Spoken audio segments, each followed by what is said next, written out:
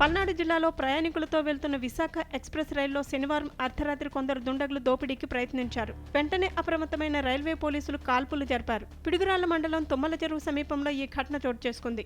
పోలీసుల కాల్పులతో దొంగలు అక్కడి నుంచి పరారయ్యారు. ఈ మార్గంలో వారం రోజుల వ్యవధిలో మూడవసారి దొంగలు చైన్ స్నాచింగ్ యత్నం చేశారు. దీంతో అప్రమత్తమైన రైల్వే పోలీసులు కాల్పులు జరపడంతో దొంగలు పారిపోయారు. గుంటూరు సికింద్రాబాద్ మధ్య ప్రయాణించే స్పెషల్ ట్రైన్స్ ను టార్గెట్ గా చేసుకున్న బీహారీ దొంగల ముఠాలు రైళ్లు పిడుగురాళ్ల నడుకుడి స్టేషన్ల మధ్యకు రాగానే వాటిలో చొరబడి చైన్ స్నాచింగ్ చేస్తున్నట్లు ఆర్పీఎఫ్ అధికారులు తెలిపారు.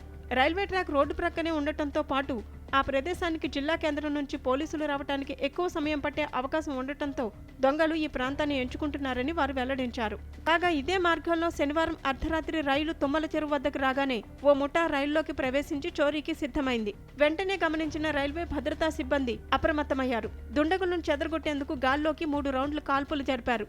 దీంతో తుపాకీ శబ్దాలకు భయపడిన దొంగలు దోచుకోవడానికి తెచ్చిన వస్తువులను అక్కడే వదిలేసి రైలు దూకి చీకట్లోకి పరారయ్యారు. కొద్ది కాలంగా బీహార్, మహారాష్ట్రకు చెందిన అంతరాష్ట్ర ముఠాలు రైళ్లలో దోపిడీలకు పాల్పడుతున్నట్లు పోలీసులు అనుమానిస్తున్నారు. వారం రోజుల వ్యవధిలోనే ఈ ముఠాలు 2 సార్లు దొంగతనాలకు పాల్పడ్డాయని, శనివారం రాత్రి 3వసారి దోపిడీకి ప్రయత్నించడంతో కాల్పులు జరపాల్సి వచ్చిందని అధికారులు తెలిపారు. పరారైన దుండగుల కోసం రైల్వే పోలీసులు గాలింపు చర్యలు ముమ్మరం చేశారు. ఈ ఘటనపై కేసు నమోదు చేసి దర్యాప్తు చేపట్టారు.